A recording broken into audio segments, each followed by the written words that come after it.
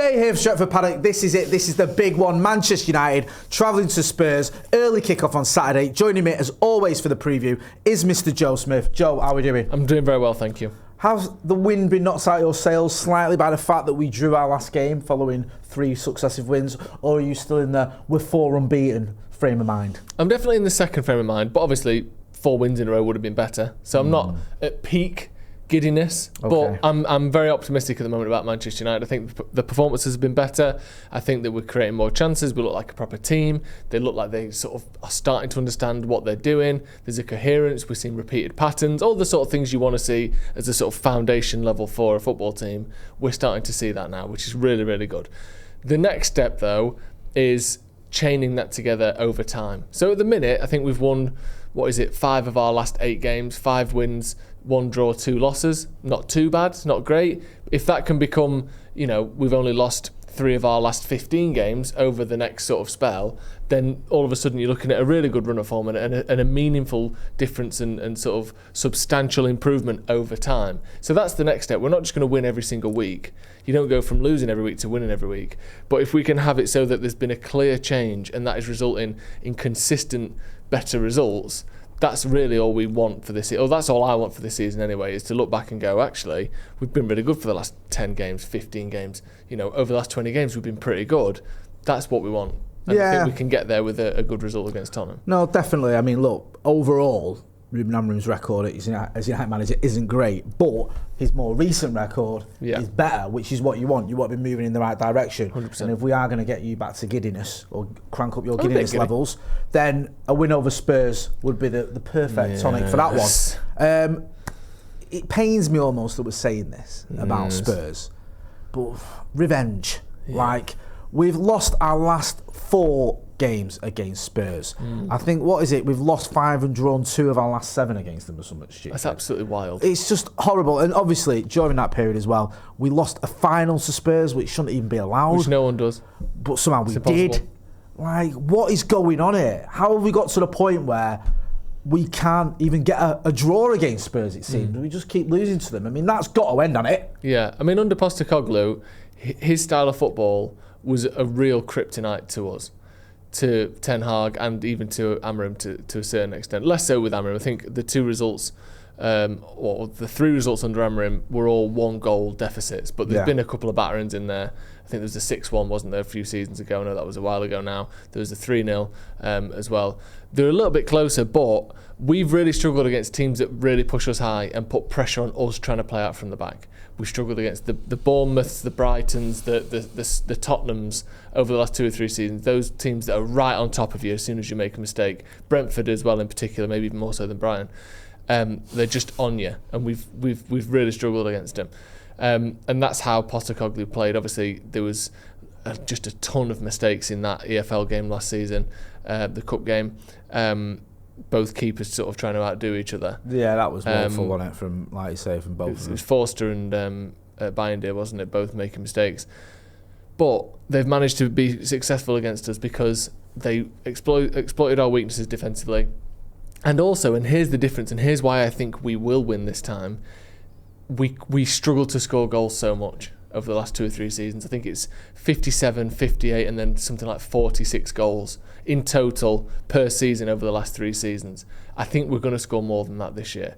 We're on 17 after 10 games, which is a lot better, and we'll get onto that a little bit more in a minute. But the numbers are looking a lot better than they have done, but it's still not quite good enough. But I do think we're, again, moving in the right direction. The XG is starting to look like the reality rather than underperforming as we have done so consistently over the last 2 or 3 years. So I think that'll be the difference. But it's been a horrendous record. It has, and it needs to end, because we used to have the whole, you remember the Fergie clip, was it lads, it's Spurs, lads, it's Tottenham. Yeah. It's like, we'd always think we'd be okay. And I remember the times when we go 3-0 down against Spurs and win. Yeah. We'd come back and win 5-3 or whatever. You always had that feeling that, you don't need to worry about it. No matter what happens, we'll always be able to get over the line. And at the minute, that hasn't been the case. But look, more recently, this season, you've alluded to it, there are reasons to be positive. You look at some of the issues we've had, and we are sort of dealing with them a little bit, aren't we? In terms of, you mentioned the defence. Some of our defenders this season have done a lot better. You look at going forward as well, attack-wise, we do seem to be a little bit more effective going forward. Brian Mbeumo, of course, has just got Player of the Month for October. That gives you a little bit of hope, doesn't it, when you've got players like that who are obviously flying? Because we've not always had that. Even last season, how many times did we have a player who was arguably the best performing player in the league? Yeah, not very many at all. I think there's spells here and there where Bruno would put a few great games together, but not very often, and not, the Player of the Month thing. I don't think it's officially announced yet, but the leaks all say that he's won it, which is really good. But as we can see above us, it's the leaky defence that's costing us. Yeah. And like you said, I think on an individual level, De Ligt, I think, has been fantastic this season. Ahmad, much improved as a defender. Luke Shaw is finally starting to get that sort of left centre-back role, and even Maguire and Yoro, they've sort of interchanged a bit and both look decent. But for some reason, and this is one of the big things that Amorim now needs to sort of move to correct, is teams manage to create good chances with a low number of shots against us.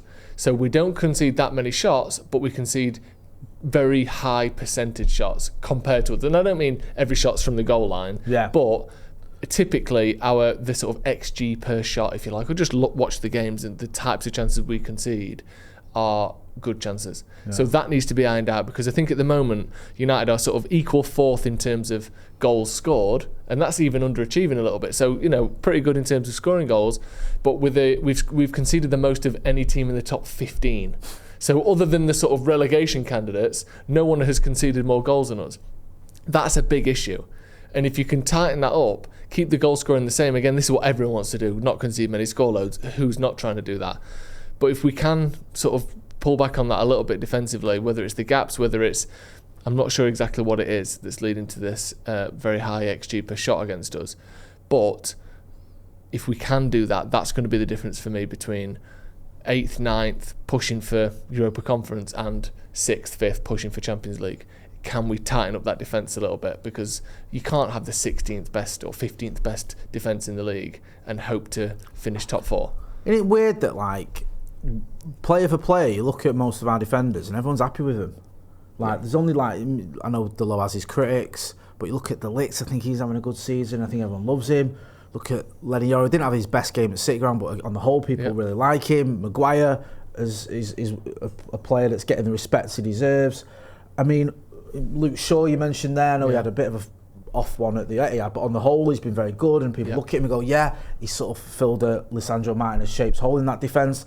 Then the goalkeeper's come in and he's done well as well. So it's like Ahmad, you mentioned too, it's like on the whole, you think it's not like we've got a load of poor defenders, it's just we are conceding shots, we are conceding goals, and that is something that needs to be addressed. It's a weird situation Manchester United find themselves in, where individually a lot of players are getting praised, but on the whole, the sort of collectively, we need to be a little bit better than what we are doing. If we are, especially if we are going to have those aspirations, like you said, of really going for those European places. And who knows, maybe if we're sort of there or thereabouts in Christmas, we can start talking about Champions League rather than just European, because at the minute everyone's sort of talking about European spots are what we should be aiming for.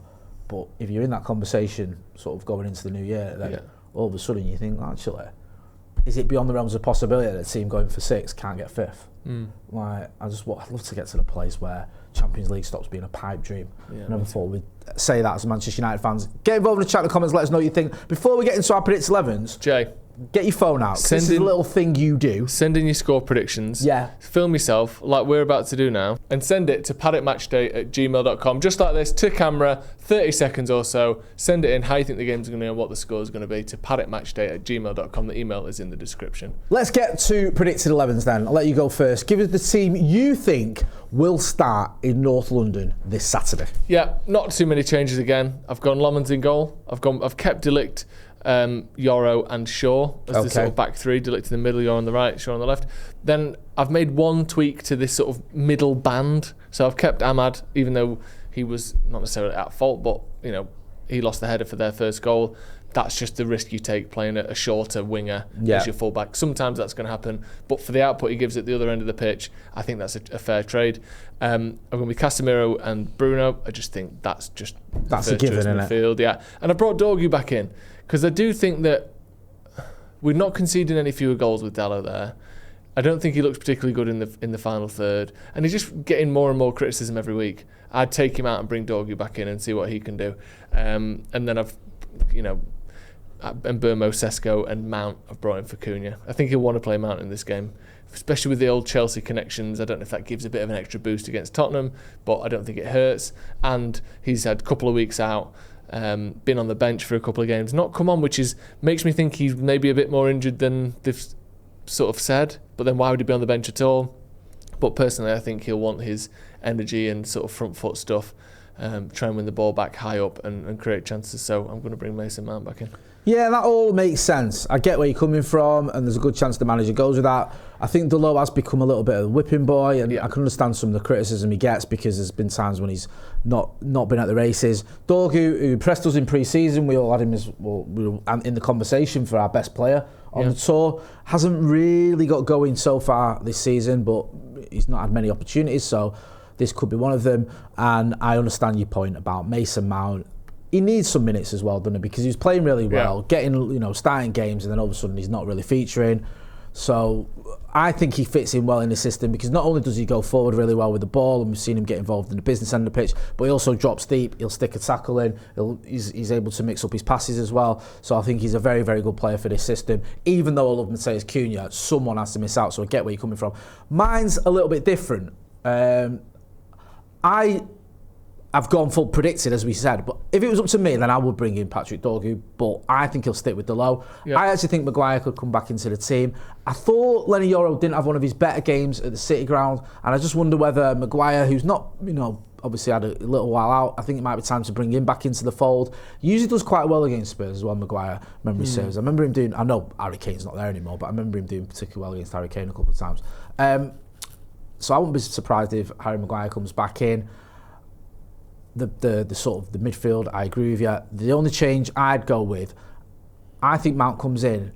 I just wonder whether he might sort of leave Sesko on the bench and have maybe Cunha leading the line. Now I know Cunha's not an out-and-out striker, but he is someone who can operate in that role. Yeah, he played there for Athletic. Yeah, and he can. I mean, I know there's sort of different footy players, but they can switch around a little bit. It gives you that sort of opportunity to mix it up a little bit, and then you've got a decent option off the bench in Benjamin Sesko. I know he's had a lot of grief, Benjamin Sesko. Well, not a lot of grief, but a few pundits talking drivel about him.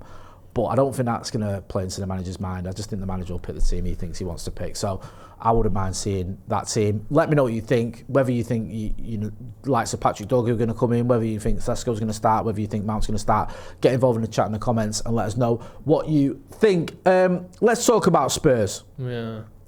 Yeah. Interesting, aren't they? I mean, they're just... Yeah, it's annoying because they lost to Chelsea, and then there was the thing where Van der Ven and Spence walked past the manager and he told them to go and applaud the fans, and they just refused.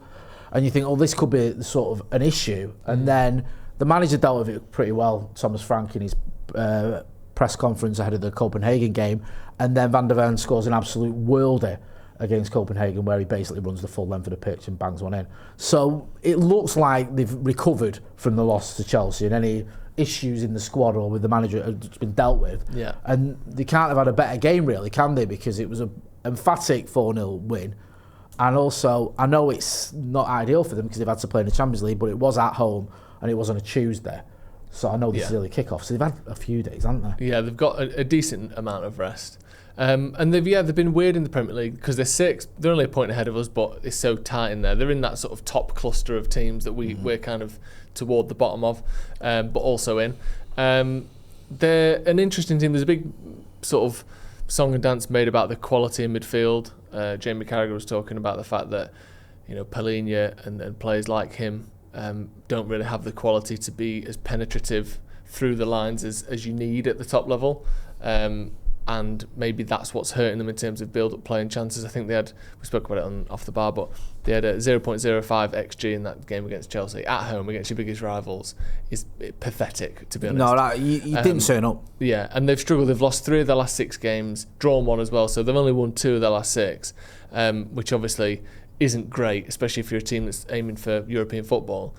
But then on the other hand, they do look pretty good, and they have improved, and they're far better than the 16th that they finished last season. Yeah. And they're in that sort of top cluster of teams. It's really hard to say what's going on with them. I think Thomas Frank's a really good manager. Can he step up and drive them to a 4th or 3rd or 2nd place finish one day? I don't know, but he's not bad, and we've certainly struggled against his teams in the past. So yeah, I'm a little bit unsure with them. I think they've got a few decent players. hopefully, the likes of, a few injuries in there as well with Solanke and a couple of others being out is helpful. I think Kulusevski, obviously James Maddison and those sorts of players have been out for a while and remain out. But I still worry about him. Maybe it's just last season. Maybe it's just this recent record has been so bad that I just panic when I see Tottenham at the minute because we've been so bad. But they aren't maybe quite as good as the number of points they've picked up. They're just weird. Like, I saw them against City early on in the season, and I thought they were good value for that win. Yeah, they were good. They played really well. Polini played really well. I think he was man of the match, or he was there or thereabouts man of the match. He did put in a really good performance. I saw them against Wolves, where I think they needed a late equaliser from Polini. Yeah. Obviously, I didn't see the game, but I think against Bournemouth they were getting hammered because I think it was another similar performance to what they gave against Chelsea, where they barely created any chances, and Bournemouth were just dominated the game. And then obviously you mentioned the Chelsea one as well. So they have been very up and down, but then they've just won 4-0 in the Champions League.